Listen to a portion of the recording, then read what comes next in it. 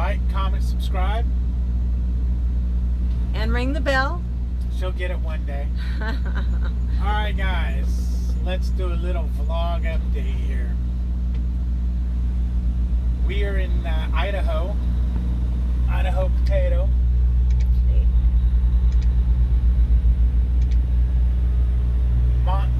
Montpelier, something like that. Anyways, it's US 30. It is Thursday, August 8th, 2019. The local time is 17:12, which is 5:12. So let me tell you what happened with our last load. It was a good load. It was 800 mile. It was an 800-mile load, picked up in Loveland, Colorado, and was going to deliver in, somewhere in Montana, I believe. Great Falls, Montana. So we drive that load about 400 miles and had to shut down for the night. And I may have touched on this in another video, but that load, we were going to end up picking it up a little late, about 3 hours late, because of being stuck at our 90 before, which it was a pre-plan, and I told them what was going on. They're like, that's fine, it's a drop and hook, no big deal. So I also told them, well, yeah, it might be a drop and hook, but being we're going to pick it up so late, it's going to end up delivering late because there is no time on this load between the 01 and 90. It was literally, if I pick it up at the drop dead time, I was just going to have enough time to get it to the 90. So again, night dispatch is like, okay, no biggie, it's a drop and hook on that end too. Shoot me your ETA. So I shot him the ETA of, I think it was going to be like 10 o'clock, 11 o'clock at night, I can't remember, when it was supposed to deliver at 8. Yeah, it was going to be like, I think I told him 11 or 12. And I'm thinking, I've delivered there before, and it's a store that closes. So I'm thinking, I wonder what the deal is as far as them doing that. So I went to bed, and the next morning I wake up, and there's a message on my phone from my dispatcher, my day dispatcher, when he came in, and he said, hey, I've got David in truck number such and such coming to repower that load from you so we can get it delivered on time. Okay, bummer. I didn't ask what that does for my pay. I figured I would just see it on my statement. So while I was waiting for David to come pick up that load, my dispatcher says, I'm going to work on another load for you. Well, by the time I got my hours back, I had a pre-plan going to pick up a load of potatoes in Idaho, deadheading 440 some miles, taking it over to Florida. The whole deal is 2,900 miles. Now, I'm not sure this load is paying all that great, not like the other two that were over $2 a mile. This one, I think I calculated at $1.54 a mile. But then there's a couple of things on this load that are different than the other two loads I did. One, they're not giving a reefer fuel surcharge. So I'm paying, all the reefer fuel I use is, I'm not getting any surcharge for that. So that's deducting from my revenue. And then there's a toll I'm going to have to go through. I'm going to have about $40 in tolls, I believe. So that's going to hit me. And then tonight I got to figure out how I'm going to do this, because just off the top of my head, it's going to be tricky, because even on this load, I don't have any time to get it there. It's like you're going to have to run nonstop to a 30 each day, 10 hour, run nonstop 30 each day, and to get it there on time. Which kind of, hey, you know what? That's running hard. Not every load's going to be like that. So if a couple are, then that's what they are. Although so far I've done 3 loads as a lease operator, and all 3 have had no time to do anything.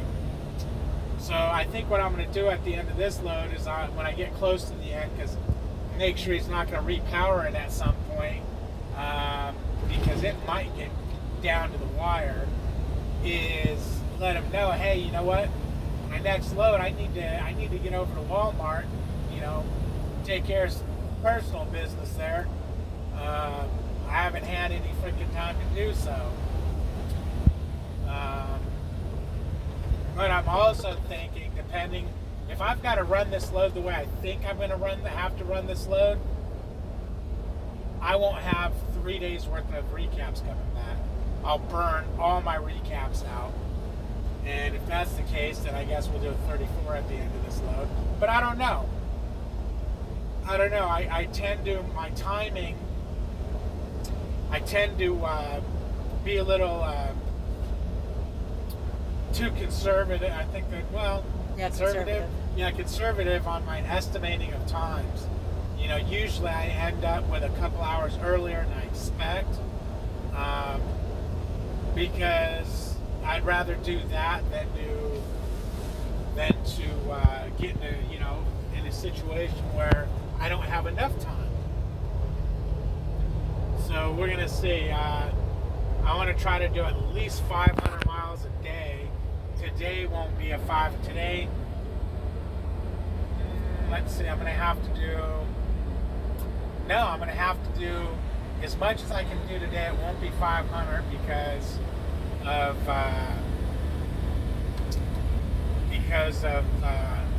burning some time at the shipper, which they added a second stop, which sucked because now I had to start burning my clock. But it was in the right direction, so I guess that was okay. So, but it burned, Well, you know what? I could have left, let's see, what did that do? 8, 9, 10, 11, 12, 1, 2. That took 6 hours away from my drive time to get to my 90. So now I'm 6 hours short of drive time.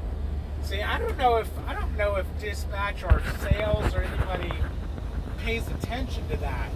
That when things get screwed up at a shipper, and this one, they didn't have all the product at the one location, so I had to drive over to another location and get loaded there, which I was loaded at my 01 at by 8 o'clock in the morning, or 12, or whatever it was, 8, 9, whatever it was. And then I was loaded 6 hours later at the 02. So, I don't know if they take an account for that sometimes. But I'm going to put pen to paper when I shut down tonight and actually figure this out. But my preliminary thoughts on it is I'm going to have to run what I can run today, which will probably be about 400 miles, and then probably about 520 miles every day after that. Maybe 525. Maybe he's trying to get you to team drive. So, Uh-huh.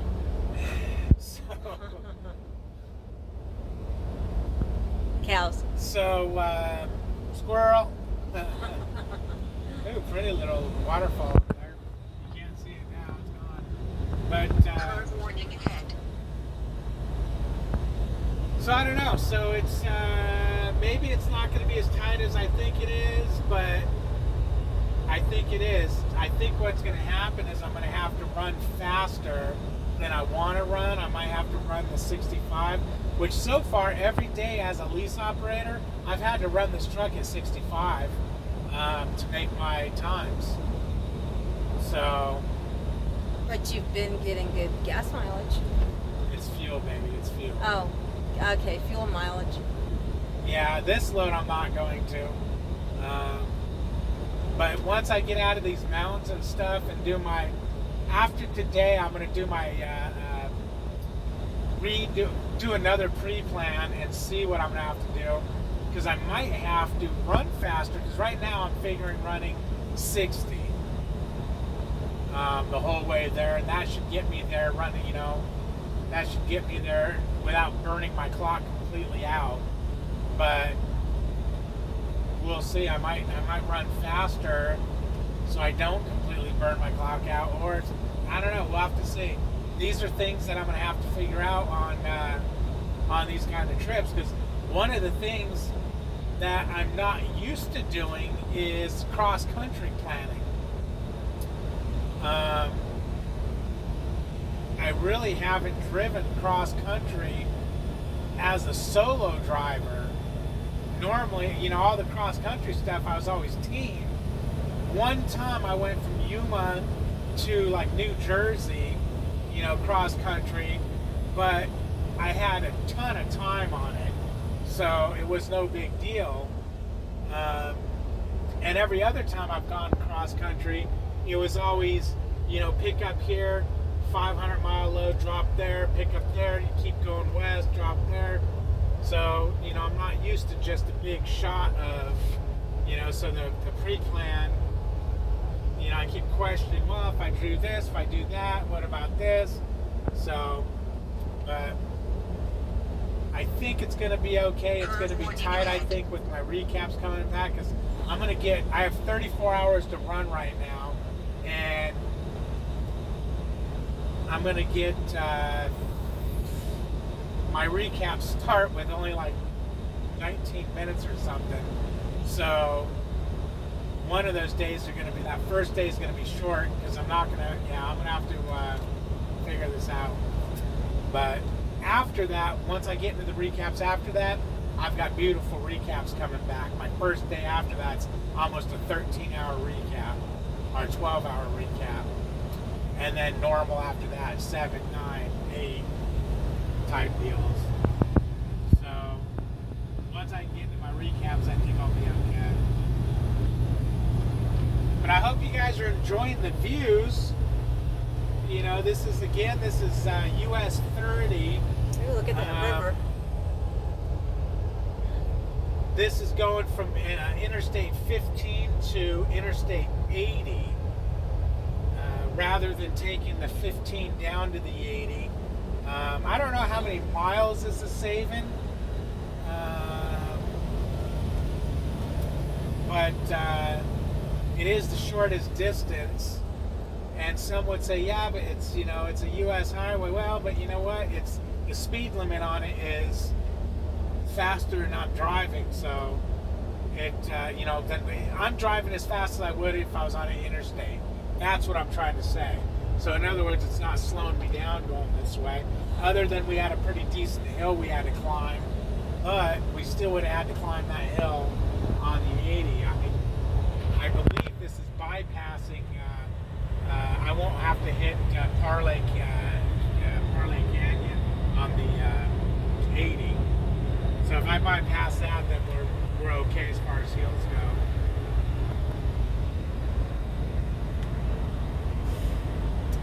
But yeah, thanks for watching. Should run the camera a little bit, let you catch the views. That's some nice ones. Again, don't forget to like, comment, subscribe. And ring the bell. Ring the bell, and you'll notice that the bell has options on it now. All notifications or some. Click on all if you want all the notifications. I noticed if you click on some, I've done that to some people, and you don't really get notifications. You'll get a random one here and there. That's a new feature. YouTube started. So if you guys haven't been under your bells in a while, go check them. Make sure they're on all notifications for all the people that you watch.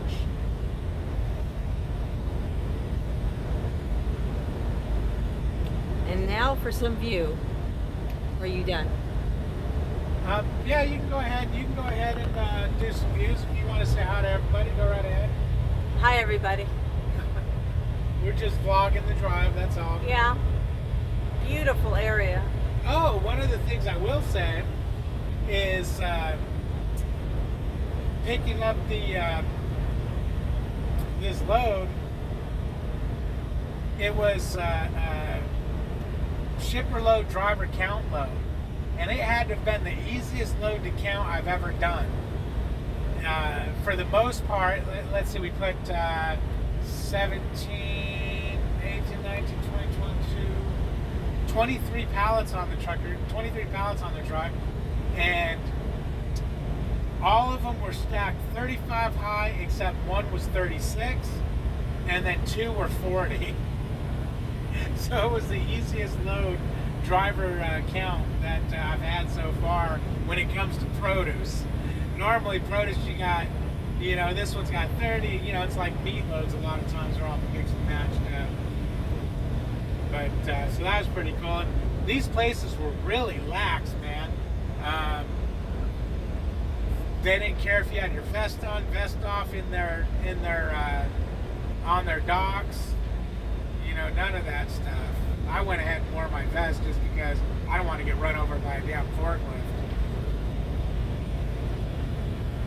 But they were nice. Both places were really nice.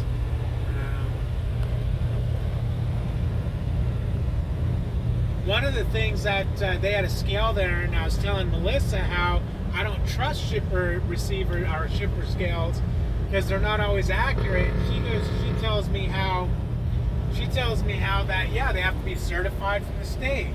No, federal. Okay, they're federally certified. And so this one, when we went in there was a certificate saying that scale's certified. And of course Melissa asked her, and she's like, oh yeah, and if that scale ain't accurate, we're shut down until it's fixed. Now, that being said, how do these other shippers get away with these inaccurate scales? I was even at Budweiser and their scale was inaccurate. It said my load was good, and then when I got to a cat scale, because I didn't trust their scale because I was so close to being overweight, and I was overweight on my tandems after their scale said I was good. How did those guys get away with it? There's only one reason I can think of, and the lady I spoke to says that they check it every 6 months. So maybe when you were at that place pickup, whatever it was, right, they were close to having the weights measure come out and calibrate it. Yeah, because I know these trucks jam onto those scales and hit their brakes hard. That's got to mess scales up. Yeah, but I see guys at truck stops on the cat scales. They'll blow through a cat scale at full speed using it to bypass the fuel island. I mean, it's like, damn, man, that scale just got the shock of its life. Now, why do you suppose there's cameras right there? I don't know, but we're at the border summit, wherever that is, and look at all those rolling hills. The kind of hills that when you're a kid, you lay down and you just roll, you keep rolling. Yeah, well, this is definitely not a way I would go in the wintertime. I would have stayed on the 15 to the 80, or actually 15 to the 84 to the 80, because I want to bypass Parlay Canyon too. But this is nice. It's a nice view. Look at those mountains out there, and then all that flat land.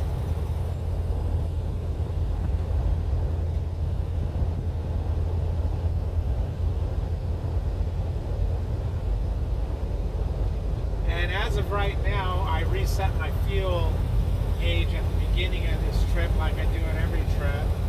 And as of right now, we're pulling 9.7 miles per gallon per the truck dash. Those aren't always accurate, although this truck's been pretty damn accurate, figuring out what my weekly fuel average is going to be, and I've been hitting it. Speed warning. Which is kind of cool. State border ahead. Oh, where are we going into? We are going into Nebraska. No. Oh, where are we going into? No, we're in Idaho. We're going to be going to Utah. We're up. No. Well, Utah's next to Idaho, but we're way up north, I believe. Where the hell? Well, you know what? I don't know. looked. We'll I see. couldn't remember. We'll see. Are we going to hit Montana, maybe? I think we're going into Montana. Oh, maybe. I looked though. David taught me how to Actually, I taught myself how to read the, what do you call it, spiral bound Well, thing? wait a minute. What do you mean you taught yourself? Yeah, I pretty gave much you taught it. I gave you all the basic knowledge on how to use it. And then I opened it up and I you went played wild. with it. Yeah. It's called an atlas. An atlas, yes. I'm learning to read the atlas and I'm having a blast. Yeah, so far she's read it for me for all my routes. Yep, and haven't been wrong yet. Look, pals.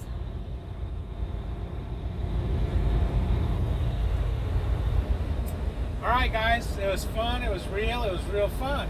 Remember, I can never remember what I always say. There's no such thing as stupid questions, just stupid mistakes. There you go. All right, you guys take care.